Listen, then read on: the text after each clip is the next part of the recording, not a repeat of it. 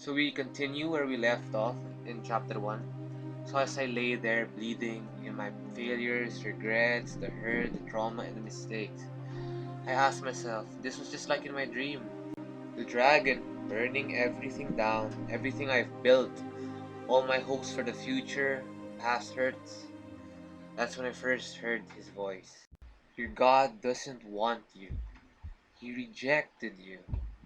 After you've given everything that you had to him, in spite of all the pain, follow me, and I will show you the true power of the dark. But you have to let go of your past with your God. Kill it if you have to. Only then can you become who you're meant to be. The potential of your bloodline. Besides, your God doesn't want you. If you try to go back, you'll just bring him further shame. They will question you. So where is your car? I thought the Lord blessed you.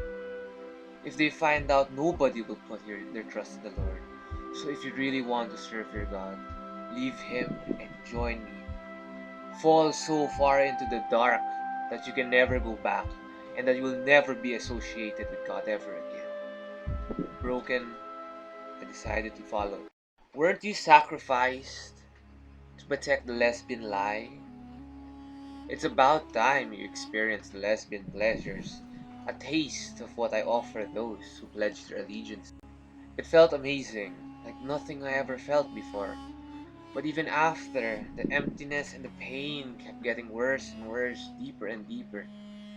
Then he said, "Let me show you the riches of my kingdom." It was like a marble palace, laden with gold and pleasures galore. This place had everything your heart could ever desire. So, young prince, tell me, what do you desire? I replied, anything for this pain to go away. Then he brought me towards the table, flashing lights and games. You're a businessman, aren't you not? Use your mind and try to earn as much as you can here. Then you will be the richest man in this place. So I took the chip and I played. Little did I know I was walking straight into a trap, like a fish caught in a hook, and that hook sunk deep into my soul, like a lethal injection, releasing toxins into my heart and my mind until I could no longer control myself. I was hooked like a drug addict that craved more and more of this game. I would leave only to come back again and come back again and come back again. No matter how much I tried to get free, I just couldn't. I was hooked, like I was trapped in chains that I couldn't see. I would soon realize that I wasn't just the only prisoner. There were upon thousands of people trapped in this golden dome. There was one time I played beside this old lady. She barely had any money left, but she threw it all away just for a chance to win more.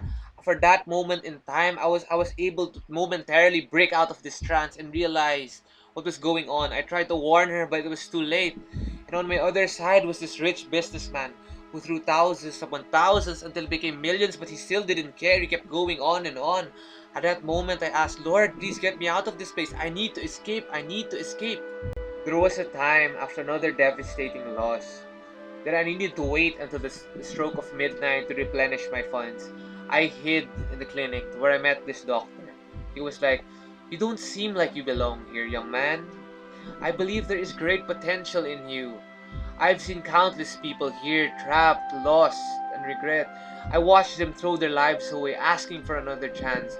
You still have an opportunity. This is your chance. Go out now and never return. Don't be like us who are trapped here forever. Run, boy, run!" During the times I won, I felt like I was the king of the world, spending and spending on useless things. And during the times that I lost, which was more than the times I've won, I felt in a great depression. I felt so lost, so confused, not knowing what to do. I didn't even know what time it was anymore. There were times I'd spend hours upon hours until my eyes were blood red. So I went to the doors. I tried to walk out. I was almost out, but something from within, like chains stuck to my heart, dragged me back in. I just couldn't escape. One of the worst experiences that I had when I was on the way home after a great loss, I was starting to see hallucinations and get delusional.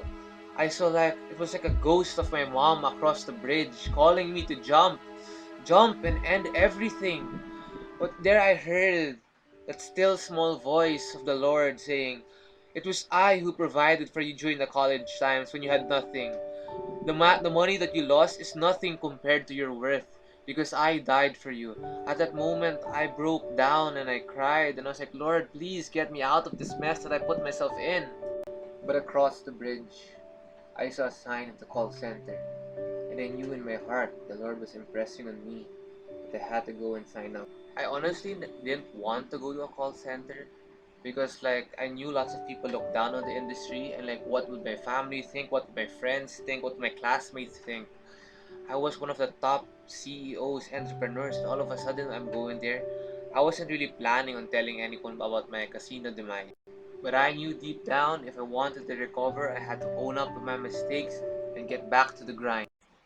The first few days was really hard. Felt like torture actually because I wasn't just only adjusting to the new work schedule, but I was adjusting to the withdrawals that I experienced because every part of me wanted to go back to the casino, to go back to use when I got paid, I wanted to go back to use it to quick way to get back my money. And every time I would look in the mirror, I would have anxiety attacks, panic attacks, depression. And when I saw in the mirror, I realized the man that I've become, the monster that I've become.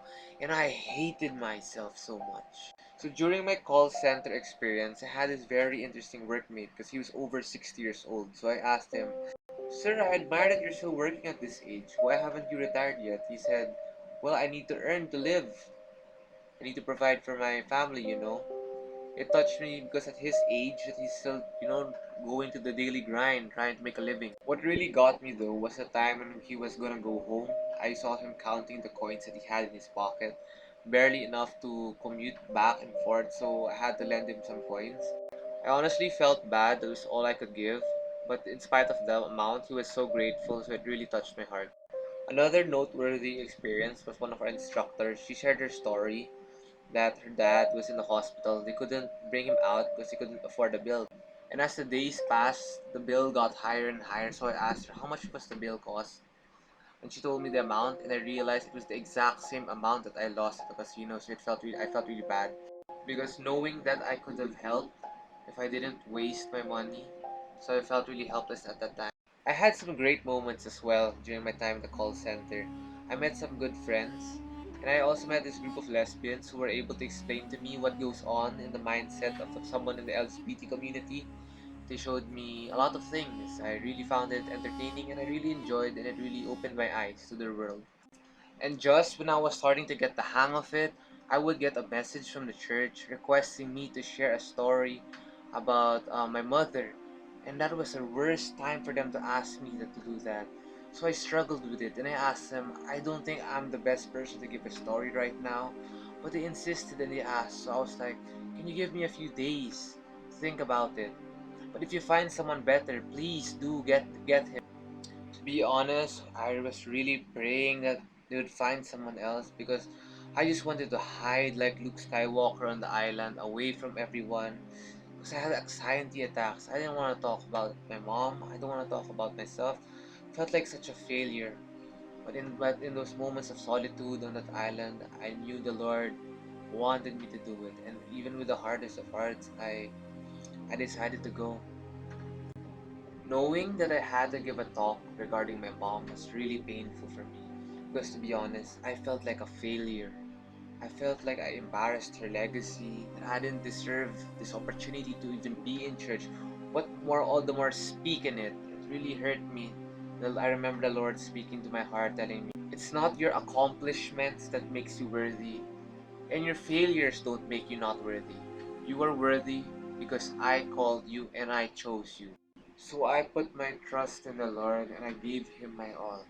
And by God's grace and my amazement, the people were really blessed and inspired. And I was amazed that God could use a broken person like me with so much feelings. From all the people I had to bump into, I bumped into the two heads of the deliverance ministry. And I told them about what I've experienced, as well as the new program that I was developing. a type of psychology using pop culture references to be able to reach and connect with the audience more.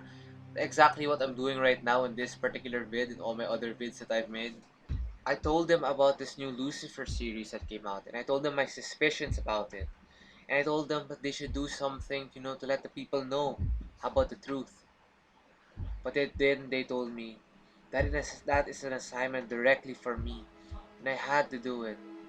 But deep inside, I knew I didn't want this task. I gave enough of my time in service. I didn't want to do it anymore. But then they left, leaving me with my thoughts. Should I do it? Should I not do it? I don't really know. A few days later, I'd be invited to this great assembly of nations with different delegates from around the world. Delegates from different churches who worship Christ. And there was this man from Africa. He came to me and announced, "You will be greatly used by the Lord, but if you don't follow his ways, you will be used by Satan." I didn't know what to say, but at that very moment when everyone started breaking out in praise and worship, instead of feeling the presence of the Lord, I felt this great shroud of darkness come upon me. And I started seeing symbols that I've never seen before, surrounded by fire, dark fire. It felt like hellfire. I didn't know what to do. So I left the assembly. So I went to the seaside and looked for a boat, and I decided to sail for a bit so I can have some time to think. Then the sea turned dark, then the wind started howling. And I'm not sure if I saw it with my own eyes or was it my spiritual eyes, but out of the depths of the sea came this giant dragon and whispered to me. From whispers, it turned into screams, reminding me of all my failings in the casino, all my pains.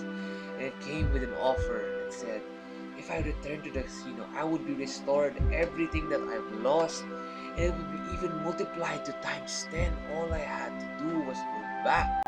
But then as I walked back towards the casino, I came across this church. Then I saw this statue of Jesus. It looked like he was staring at me, reminding me of his promises. So how could I go back and fail again? How could I live with myself? So I knew deep down the next chapter would be the hardest challenge I have yet to face.